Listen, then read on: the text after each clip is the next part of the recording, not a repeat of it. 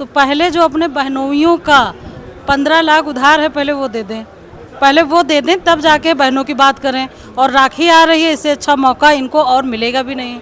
तो मेरा ये मोदी जी से आग्रह है कि 15 लाख उनका जो बकाया है वो दें, उसके बाद आए हम लोगों से बात करें। नहीं तो हमारी जो बहनों का नाम लेके ये जो है वो कर रहे हैं, राजनीति कर रहे हैं, इस पे बहनें ही सबसे जो है बड़ा करारा जवाब इनको चुनाव में देंगी और इनको हराने का काम करेंगी। अच्छा, बहनों को ये 50,000 रुपए देने की फिर से बात किए हैं, और जो बहनोइयों का 15-15 लाख वादा किए थे उनको कब मिलेगा? रक्षाबंधन आ रहा है, बहनोई साहब को भी तो खुश करना है। दे दें 15-15 लाख, सरकार में बैठे हैं, बहुत ज़्यादा रुपया कमा लिए हैं, दे दें 15-15 लाख रुपए। लेकिन एक चीज़ और है, कह रहे हैं कि महिलाओं को सशक्त बनाने के लिए, मजबूत बनाने के लिए 50,000 रुपये आप लोगों को मिलेगा, तो क्या दिक्कत है? देखिए 20,000 या 50,000 में महिलाएं सशक्त हो जाएंगी? कितने दिन चलेगा 50,000 रुपये? और अगर महिलाओं को सशक्त बनाना है तो उनको नौकरी दीजिए, उनकी शिक्षा व्यवस्था अच्छी करिए, उनको जो है स्वास्थ्य व्यवस्था अच्छी करिए, और उनको जो है समाज में बराबर का अधिकार दीजिए, तब जाके महिलाएं सशक्त होंगी। 50,000 देने से सशक्त नहीं होंगी महिलाएं। लेकिन इसका असर नहीं पड़ेगा जिस तरह? बिल्कुल असर नहीं पड़ेगा। और इस बार 2027 में महिलाएं जो है सबसे आगे चलकर बढ़ चढ़कर उनको करारा जवाब देंगी और 2027 में सपा की सरकार बनाएंगी, ये महिलाओं ने ठान लिया है। प्रदेश की महिलाएं जो कह रहे हैं, बीजेपी कह रहे हैं कि महिलाएं सशक्त हुई हैं, मजबूत हुई हैं, सुरक्षित हुई हैं, वो तो बीजेपी की नहीं, बिल्कुल देखिए मजबूत नहीं है महिलाएं, सशक्त नहीं है। आप आए दिन देखिए पेपरों में जो है बलात्कार जैसी घटनाएं आए दिन जो है पेपर पे आ रहा है। और अगर महिलाएं सुरक्षित होती तो उनके साथ ये अत्याचार क्यों होता? अगर इतनी पुलिस व्यवस्था अगर इतनी ही अच्छी होती तो आज ये जो क्राइम बढ़ रहा है, बढ़ने के बजाय ये क्राइम रुकता। तो यहाँ पे महिलाएं सुरक्षित नहीं हैं और अपने आप को जो है महिलाएं साबित करेंगी कि इस बार 2027 में वो बीजेपी के खिलाफ जो है खड़ी होंगी और इसको हराने का काम करेंगे। अभी हाल ही में आप घटना देखिए कि जो है बीजेपी में विधायक रहते हुए इस समय मौजूदा विधायक हैं जयदेवी जी, और वो पासी समाज से आती हैं, उनको मंदिर में पूजा करने नहीं दिया गया।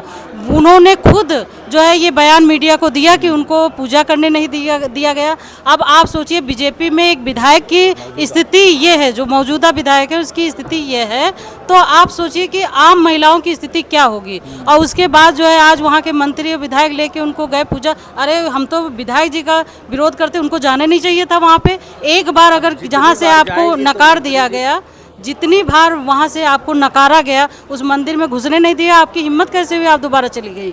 आप तो को उसी दिन बीजेपी पार्टी से रिजाइन दे देना चाहिए था। बीजेपी पार्टी को उसी दिन छोड़ देना चाहिए। जहाँ हमारा सम्मान नहीं, वहाँ मैं 1 मिनट के लिए नहीं खड़ी हो सकती हूँ। हमारा सम्मान सपा सरकार में है। उन्होंने आपसे जब से ये सपा सरकार है हमेशा महिलाओं का सम्मान करने का काम किया है, जिसमें आप देखिए कि हमारी बेटियों को जो है साइकिल देने का काम किया गया और हमेशा से राष्ट्रीय अध्यक्ष जी करते आए हैं। महिलाओं को शिक्षा के क्षेत्र में, नौकरियों के क्षेत्र में हमेशा, जब से ये बीजेपी की सरकार आई आप देख रहे हैं कोई वैकेंसी निकली है अभी तक? शिक्षा विभाग में आए दिन जो है वो हर साल वो होके रिटायर्ड होके टीचर्स चले जाते हैं, लेकिन भर्तियां तो नहीं हो रही। बच्चे डिग्री लेके हर साल बैठ जा रहे हैं। ऐसे उत्तम प्रदेश कैसे बन रहा है? कह रहे हैं उत्तम प्रदेश बन रहा है, निवेश आ रहा है विदेश उनके पेपर पे बन रहा है। इतना जितना इन्होंने ओवरब्रिज बनाए हैं, 4700 करोड़ का कानपुर एक्सप्रेस वे बनाया और 13 दिन में वो धंस गया। 4700 करोड़ रुपए माने रखता है, इसका मतलब वो पैसा इनकी जेब में गया। अगर 13 दिन में यहाँ अंग्रेजों की बनाई बिल्डिंगें आज चल रही और इनका पुल जो है एक्सप्रेस वे 13 दिन नहीं चला, धंस गया। तो ये इनकी क्वालिटी है। तो इस बार बीजेपी सरकार को एकदम जड़ से खत्म करना है, हटा देना है और सपा सरकार बनाना है। अभी अब चूंकि रक्षाबंधन आने वाला, त्यौहार आने वाला है, उससे पहले चीनी जो इतनी महंगी हो गई है उसको किस तरह से देख रहे हैं? क्या असर पड़ेगा इसको? देखिए यहाँ पे सभी बहनों और भाइयों की, सबसे ज़्यादा तो घर में भाइयों के पॉकेट पे असर पड़ने वाला है, क्योंकि जो है रक्षाबंधन में जिस तरीके से चीनी महंगी हुई, गुड़ महंगे हुआ, सीधा असर मिठाइयों पे पड़ेगा। और मिठाइयों के लिए सीधा असर जो है हमारे घर के मुखिया के पॉकेट पे पड़ेगा।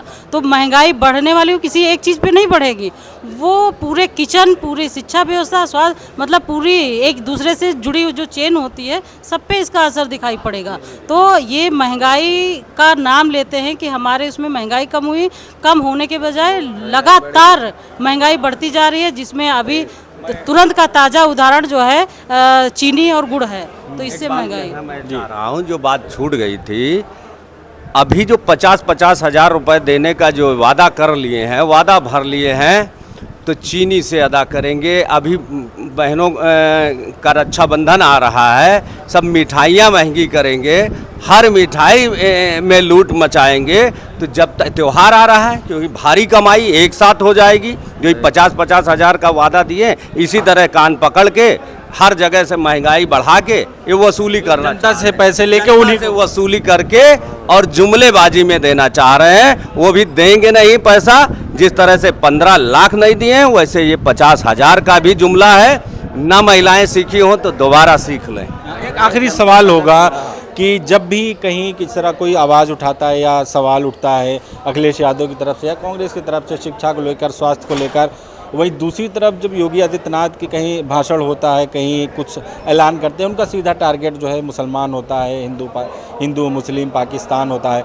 अभी पीडीए में भी पाकिस्तान लेके चले आए हैं, उनके इस बयान को किस तरह से देखिए, अगर ये हिंदू मुस्लिम ना करें, हिंदुस्तान पाकिस्तान ना करें, तो ये इनके पास और कहने के लिए बचा क्या?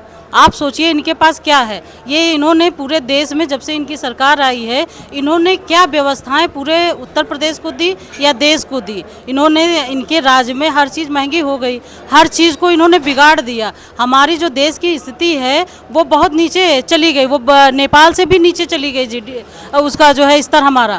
तो विश्वगुरु बन रहे हैं ना, विश्वगुरु सिर्फ पेपर पे बन रहे हैं हम लोग। आप देखिए, सिर्फ मोदी जी के दिमाग में हम लोग विश्वगुरु हैं।